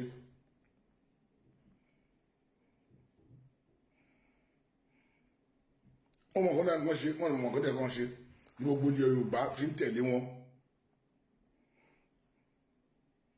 Ní gbogbo Yorùbá tó fi gbà fún wọn. Tó má sọ̀rọ̀ gbogbo àwọn elite Yorùbá gbogbo alágbára Yorùbá yes. Ẹ̀yin ẹ̀kín lẹ́gbẹ̀ẹ́ wọn ni bí máa ṣe jẹ́ young man tó wọ́n fẹ́ ṣe kan báyìí kí wọ́n lọ sí conference wọ́n pè síbẹ̀ ó gbọ́dọ̀ wà ń bẹ̀ ni tó pé wọ́n mọ ó wà important ilẹ̀ Yorùbá.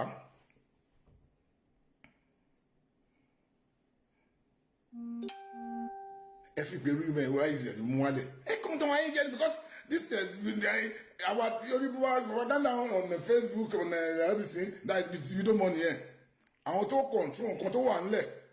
wọ́n respect wọ́n mọ̀ pé èèyàn tá à ń bá dé pé èèyàn wá dé pé nǹkan tó bá sọ la máa dé pé abẹ́ gini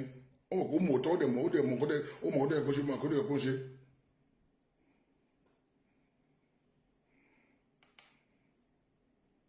Lásìkò ìbámu gbogbo ó mọ àṣẹdálẹ̀ Yorùbá wọ́n mọ nǹkan tó yẹ kó ṣe wọ́n mọ nǹkan tó yẹ kó ṣe wọ́n bí tágbára wọn dé mú tágbára wọn ò dé kò ní ẹ̀mú agbára never go against agbára ẹ̀yẹ agbára wọn ó bá ibi tó yẹ kó wọ́n sí.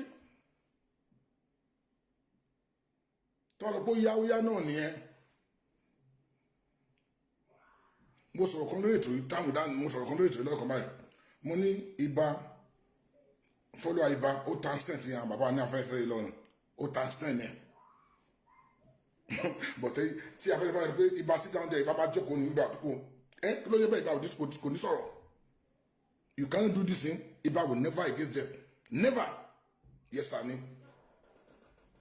torí pé bá mu agbára tó wà lórúkọ alukó ọ̀tọ̀ọ̀tọ̀ ó máa gbára tó wà lórúkọ gbogbo àwọn ògùn wọ̀nyí who is ilẹ̀ Yorùbá àwọn tó wà lẹ́yìn bàbá ibà àwọn ọba lọ́ba kò sí ọba náà tí ò sí lẹ́yìn ìbá ńlẹ̀ Yorùbá kò sí alágbára náà lẹ̀ Yorùbá tí ò sí lẹ́yìn ìbá ńlẹ̀ Yorùbá kó gbogbo wọn ló ń bá jọ ń bá mu gbogbo wọn ló yàn síbẹ̀ ìgbà tó ń gbà síbẹ̀ tí ò bá important president Nàìjíríà ò ní congratulate ẹ so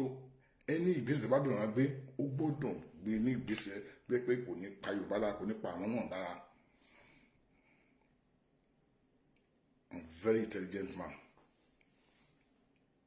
So àwọn kan máa ń pè wọ́n fẹ́ bring wọn down. You are just deceiving yourself. You wọ́n fún ẹ̀ lọ́mọ alọ́lẹ̀ fún ẹ̀ pé gbogbo all this propaganda all this video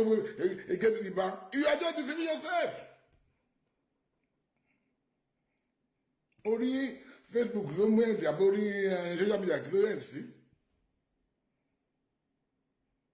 Ẹni tó lọ́n ń dá ni.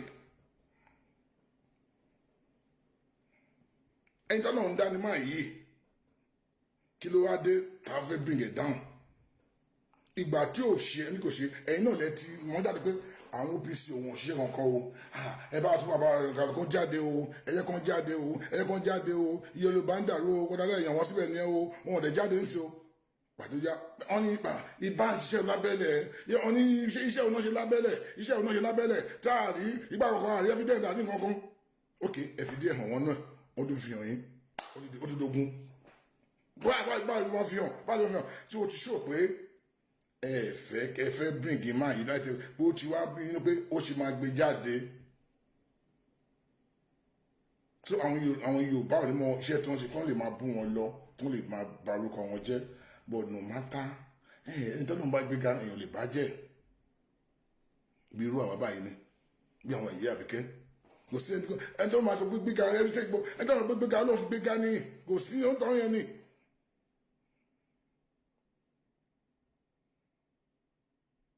a máa dúró lórí òótọ́ we may be minority but òótọ́ yẹn la máa dúró lórí.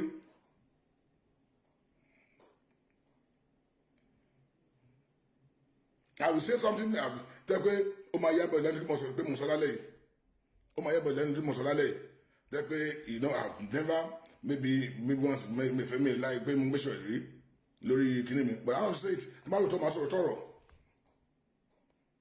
máa sọ òótọ́ ọ̀rọ̀ bí mi máa ṣe ní look at lady Dara tá à ń sọ yìí ẹ máa rí Dara ṣe máa attack ìbá every time but now recently Dara ti mọ ó mọ òótọ́ ẹ ṣe àgbọ̀tọ́ sọ pé no ó mọ òótọ́ ó dẹ̀ sọ pé báyìí ẹ ṣe àgbọ̀tọ́ sọ pé ṣé ẹ̀kan tó ṣe. We give her money fún lady and credit for that. Tó pé ó ti jẹ́ kó mọ òótọ́ ó ní pé máa yóò rí báyìí máa yí pé o ó sọ ó ní máa yóò rí báyìí pé o ìsìlọ́pọ̀ yìí bá wọ́n dẹ̀ sọ gbogbo nǹkan náà ṣe báyìí ni wọ́n dẹ̀ mọ òótọ́ ẹ̀rí kọ́ àtàkì bàmọ́ tó pé ẹ̀rọ ìbò mọ òótọ́ rẹ̀ tẹ́lẹ̀ ni.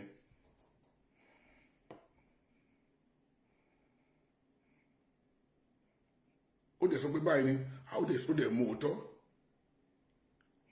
Ẹjọ́ ẹ má bu ibà ń bí o ẹjọ́ má bọ that's it pé kí wọ́n wájú ṣiṣẹ́ together kò síjà kí là ń fà kí là ń gbé kí là ń fẹ́ máa jà fún. Why you kẹ́kàn sí ìṣẹ́ ọmọ abẹ̀sí àtàkì ibà abẹ̀sí ń bu ṣé bá fẹ́ gba Yorùbá nìyẹn ikọ̀ tá a mọ̀ ikọ̀ tó yé wa àgbàgbà sí sọ. ẹ kí n máa lo làákàyè tí mo dá máa ń ṣe náà fòfin ẹ kí n máa lo làákàyè náà ṣé pé kàn pa wákìlì kan pa síbẹ̀ ń sìn wọ́n lọ́bẹ̀ pé wọ́n kó bí sí lọ́bẹ̀ o wọ́n tẹ̀ pa síbẹ̀ wọ́n pa kápẹ́ wọn rí wà kí wọ́n rí mọ́ o wọ́n rí mọ́ o ta ló lọ síbẹ̀ àwọn olú lọ síbẹ̀ OPC ló lọ síbẹ̀ àwa dáadáa bẹ́ẹ̀ Wákìlì has become a public figure bó ti ẹ̀ notorious ju bẹ́ẹ̀ lọ ẹni tó gbọ́dọ̀ mú lóye ni rí ìgbà tí wọ́n mú Saddam Hussein ní sọ́n pa ni wọ́n mú wá lóye ẹ wo drug baron tí wà lẹ́gbẹ̀ẹ́ Amẹ́ríkà lọ́jọ́ yẹn gbà tó mú wá lóye ni wọ́n lè mọ̀ láti make sure pé àwọn tó tẹ̀lé pé a ti mọ́ga yín o wọ́n lè jẹ́ pé tó bá lè mọ́ga agbára tuntun láti fi hàn pé wọ́n pa á pé irọ́ lẹ́yìn ẹ̀ pa á irọ́ ni ó ìwà ń bì kan wọ́n ìmọ̀ wá sí pé ọ̀gá yín la mú bí ẹkùn yìí àwọn notorious bẹ́ẹ̀ you don't just come you have to.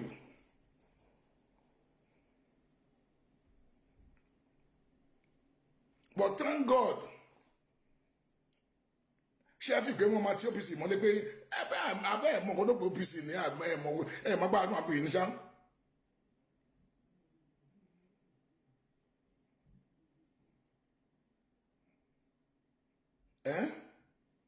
ẹ̀ mọ̀ kó tó pé ní OPC ní.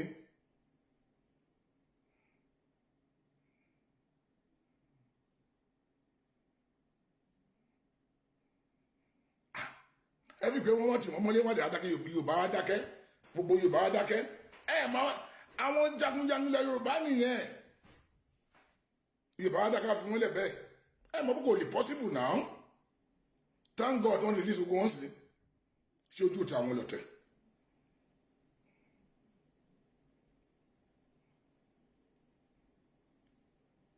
why ṣé ojú ti àwọn ọlọ̀tẹ̀ ṣé wọ́n fún wọn lẹ wọ́n ti fún wọn lẹ.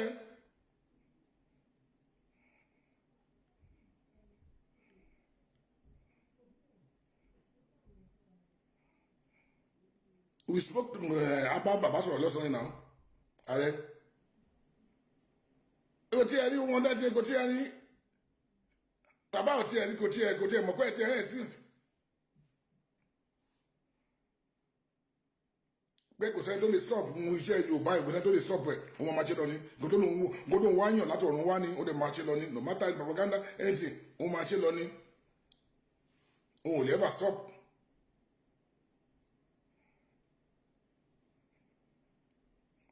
Oh, ní stop mo táwọn yàn láti ọ̀run wá ní ẹni tó ti ń jà fún 23 tí ò stop ọmọ kí ni ọmọ 23 mọ̀ tẹ́pẹ́ kó yàn fún ẹ̀sìn gbèsè ayé ẹ̀ kò tó sọ pé no òun fẹ́ dúró òun fẹ́ jà fún orílẹ̀-èdè mi ìgbà kan tó pé kì náà parọ́ pé kì í ṣe Yorùbá o ìgbà kan kan tó pé wọ́n ṣàfẹ́ bring máa yìí down sẹ́ pé máa yìí ò ní ẹ̀ kò ní lọ but bẹ́ẹ̀ ṣe ń bring ẹ̀ down lọ́lọ́run ṣe ń gbé máa yìí ga gbogbo alágbára Yorùbá gbogbo ilẹ̀ Yorùbá wà lẹ́yìn ààrẹ nítorí mistake tẹ́yìn ṣe nìyẹn ni no matter anything you write about ààrẹ no matter take out the debate ààrẹ the man àwọn tó lọ́ọ̀fù ẹ̀ ló pọ̀ jù àgọ́dẹ̀ lè change position tí ó jẹ́ nílẹ̀ Yorùbá wọ́n ní ọmọ sókè sí ni ààrẹ pẹ̀lú Ìgbòho ọmọ ìyá ni wọ́n dẹ̀bọ́tà àbúrò ni wọ́n ọjà wọ́n jọ ń ṣe gan together ní kí ló wá fi pé ẹ̀fẹ́ dìjà fáwọn méjì láàrin kí ló fẹ́ dìjà fáwọn méjì láàrin sísọ́ndé Ìgbòho máa sọ̀rọ̀ nígbà bàbá wa rẹ̀ ọ̀kan fọ̀ ó fún respect 24/7 ní respect ní ládùúgbò fẹ́ bàbá wa ní kò ẹ́ bà go against abẹ́rẹ́ gbọ́dọ̀ kò go against rí but why tẹ̀yìn bá dín yá fẹ́ jẹ́ tẹ̀fẹ́ tí a fẹ́ gbà ìfọ́ tẹ̀fẹ́ kọ́ọ̀sì jà láàrin àwọn méjì pé àfitábájà ṣá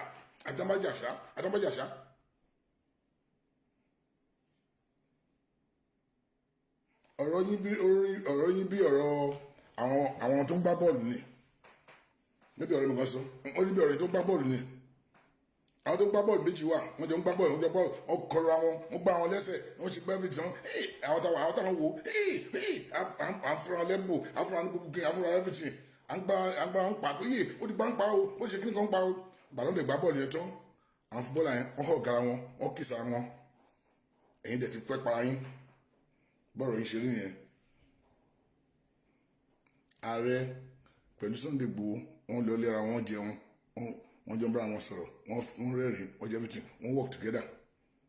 ẹ̀yin olùtẹ̀ náà lè sọ pé àforí àtẹ̀bádà wọn ṣẹ́ àtẹ̀bádà wọn ṣẹ́ Olúwa lè gbà fún yín Olúwa lè gbà fún yín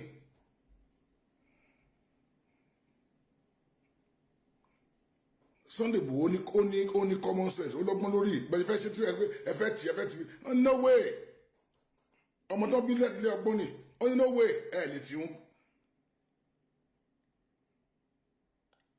bàbá mi lélẹ́yìí ẹ lọ wo the first time morning tàbí Sunday Igboho lọ́jọ́ yẹn ká tó bẹ̀rẹ̀ kí wọ́n tó bẹ̀rẹ̀ tó du wájú tètò yìí ó ní ẹ̀mọ́ kan tó pè lára ẹni ẹjọ́ ẹ ló wò lórí ẹ lọ sí the Grammy Voice 234 lórí YouTube ẹ lo interview yẹn ó ní ẹ̀mọ́ kan tó pè lára ẹni ẹ lo interview yẹn ó ní ẹ̀mọ́ kan tó pè lára ẹni he has never one day publicly go against Ọ̀túnba Gani Adams ó máa ń praise wọn ni ó gbé wọn síbi tẹ́kún wà ààrẹ náà dẹ̀ fọ́ fún àwọn ọmọ rẹ̀ pé yes mo tó mú owó ilé àjọ máa ṣiṣẹ́ together àjọ máa ṣe wọn together ni mo kí wá kún tẹ̀yìn gbọ̀rọ̀ mídìí ọlẹ́rùn nù ẹ̀ dẹ́ pé ẹ wá sọ pé ẹgbọ́dọ̀ jà by force ni aláàfin ti agree together ẹgbọ́dọ̀ jàṣá ni ẹgbọ́dọ̀ jàṣá ni ẹgbọ́dọ̀ jàṣá ni aláàfin together ẹgbọ́dọ̀ jàṣá ni èyí ṣe ń wọ́rí Sátánì ṣe ń lò yín báyìí ná Sátánì ṣe ń lò yín báyìí ná kí ló dé Sátánì ń lò yín àwọn èèyàn àwọn méjì jọ wọ́n jọ ń jẹ wọ́n jọ ń mú ẹ̀yin sọ pé dandan wọ́n gbọ́dọ̀ máa jà wọ́n gbọ́dọ̀ máa bára wọn jà wọ́n gbọ́dọ̀ máa jà ṣáá ni.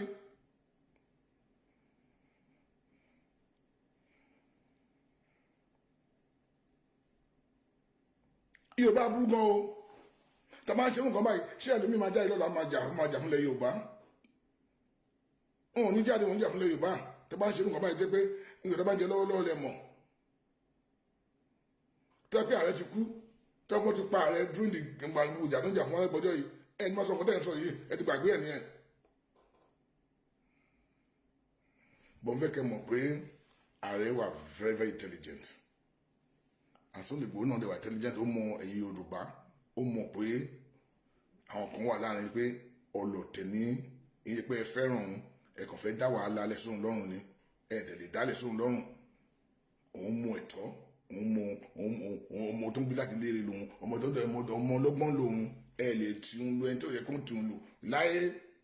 káfàtà àbí ẹ̀fà rírí bójá kọ́nà bójá kí ni kọ́nà ìdìbò will never talk abẹ́tí fídíò tó lè kiri pé Sunday Igboho no he will never say anything everything against ààrẹ wọn apọ́n ilé náà ni pé ààrẹ o ààrẹ bàbá náà ni bó ṣe kó rí nìyẹn ẹ̀yin ọlọ́tẹ̀ ẹ jáwọ́ nú àbòsí ẹ jáwọ́ nú ọ̀tẹ̀ ẹ̀lú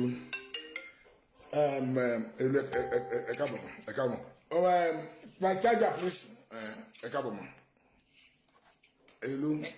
ẹ káàlẹ́ ma God bless you ma charger mi ẹ ṣe ma God bless you ma. Yes ma ẹ máa sọ ẹ fẹ́ charger. Okay. Like if you like a cocoa, get with charger. Mo gbọ́ gbogbo nǹkan tẹ́ ń fẹ́ kò ṣe mú kí gbogbo ẹ̀yin tèmi ọmọ Yorùbá tàtà gbogbo àwa ọmọ Yorùbá ògidì ẹ̀kú dédé wò yìí mo kàn ní kí ni olóòtú pé ẹ̀kú iṣẹ́ takuntakun tẹ́ ń ṣe. ẹ ṣe ìyá mi. We can only do our best. Ọ̀tẹ́ mi kàn fẹ́ sọ fáwọn ọmọ Yorùbá lẹ́nu mo ti ń sọ lójoojúmọ́ Yorùbá máa ní ìsẹ́ anybody tó bá wá sórí platform mi ọjọ́ Sunday hours la fi sọ̀rọ̀ tẹ́ ń sọ yìí ní ọjọ́ Monday láàárọ̀ mo tún ṣe lánàá mo tún ṣe the same thing now a lè sọ ju báyìí lọ nǹkan tó yẹ kó máa sọ fún gbogbo àwọn ọmọ Yorùbá lórí ètò yìí nǹkan tí mo ti sọ tẹ́lẹ̀ náà ni wípé kò sẹ́ni tó gbé kò dẹ̀ sẹ́ni tó mọ̀ gbogbo wa la ní ìṣù kọ̀ọ̀kan méjèèjì lọ́wọ́ wa táwa náà ti ṣe lẹ́ṣẹ̀ aláwọn èèyàn tó ń bínú àwa náà ṣé wàá yẹ ká máa hùwà yẹn síra wa a ní ká kóra wa jọ pọ̀ ká ṣe bí ọmọ ìyá kí àbálẹ̀ tètè rọ́ náà lọ káyé bara wa jẹ́ káyé gbógun tira wa ẹjọ́ torí Ọlọ́run kí lèèyàn gbà nínú ìbàjẹ́ ènìyàn kó bàyàn nínú jẹ́ kẹ́nìyẹn máa ronú ìbànújẹ́ kó bàyàn lórúkọ jẹ́ kẹ́nìyẹn má lè sùn ìwà dẹ̀ lè sùn irú ẹ̀dá wo ni wá àwọn tá à ń bá jà tó yẹ ká kọjú ogun sí wọ́n gbọ́ gbogbo nǹkan tá à ń sọ wọ́n fi wá ṣẹlẹ́yà wá nìkan wò wọ́n ṣe báwọn náà nìyẹn èyí tó dùn mí jù ni pé àwa sọ̀rọ̀sọ̀rọ̀ yìí àwa la bẹ̀rẹ̀ sí agitate lórí ọ̀rọ̀ yìí kí gbogbo àgbáyé tó bá wa gbà àwa ni wọ́n wò bí glass àwa ni wọ́n wò bí role model tábà tiẹ̀ ní nǹkan tó ń bí wa nínú sẹ́nìkan ṣàgbọ́dọ̀ máa jáde lójoojúmọ́ ká máa put ẹnìyẹn down kí nìkan tá a fẹ́ gbà nínú ìbàjẹ́ wọ́n ní ìwọ abanijẹ́ tá ò bàjẹ́ níjọ́ tó bá ti dẹ́kun àti banijẹ́ ọjọ́ yẹn ní ìbàjẹ́ tiẹ̀ ṣẹ̀ṣẹ̀ máa bẹ̀rẹ̀ ìbàjẹ́ ò ní jẹ́ tẹnì kọ̀ọ̀kan nínú wa náà. À ń sọ pé nìkan ò mọ̀ ọ́ ṣe mélòó lẹ́yìn ṣe mélòó lèmi ṣe mélòó ni mo jáde tí mo lè ṣe ṣé bẹ́ẹ̀ ni ẹnu yìí la lè fi sọ̀rọ̀ la fi ń sọ ọ̀pọ̀lọpọ̀ wa tá à ń báyàn jẹ́ ọ̀pọ̀lọpọ̀ wa tá à ń dìtẹ̀ tá à ń forí gbabi tá à ń forí àgbò méjì mẹ́ta mú mi nínú kòtò kan náà kò sí kankan tá a lè ṣe ibi ìbàjẹ́ náà ti wá ń rí wa ṣó yẹ kó jẹ́ pé ibi ìbà lórúkọ jẹ́ ìbà lójú jẹ́ ló yẹ kó mú ẹ sí gbogbo nǹkan tá à ń ṣe lénìí it's like wọ́n kọ sílẹ̀ fún mi wọ́n kọ sílẹ̀ fún yín ẹ lè rò bí pé à ń ṣe agitation lénìí ọlọ́run ti fún wa lórí ọ̀fẹ́ Facebook live akọ̀ǹpọ̀sítà kan sọ̀rọ̀ gbàù gbogbo ẹ̀ làwọn ayé náà ti dáhùn o gbogbo ẹ̀ everybody ń kọ sílẹ̀ ọjọ́ kan bọ̀ lólúwa wí wọ́n máa tún ṣìwé ìrántí kan gbogbo tá a fi ṣe pamọ́ wọ̀nyí wá ètò fi jẹ́ pé fẹ́ kọ́kọ́ orúkọ ẹ pẹ̀lú red pen ipe tó bá ti sọ̀rọ̀ lédì yẹn a ò mọ̀ ni oníbàjẹ́ mà ni èèyàn kì í ṣe nǹkan dáadáa lójú ẹ̀ arákùnrin yẹn bàbá oníbàjẹ́ ni ó máa ń bani lórúkọ jẹ́ ni tó bá ti rẹ́ni tó ń ṣe rere kó máa fà wálẹ̀ ni kí ló ṣe wá àwọn tá a kọjú ìjà sí tá a fẹ́ bájà wọn máa wò wá wọn á máa fi wá ṣẹlẹ́yà ipe ṣe báwọn náà ń bára wọn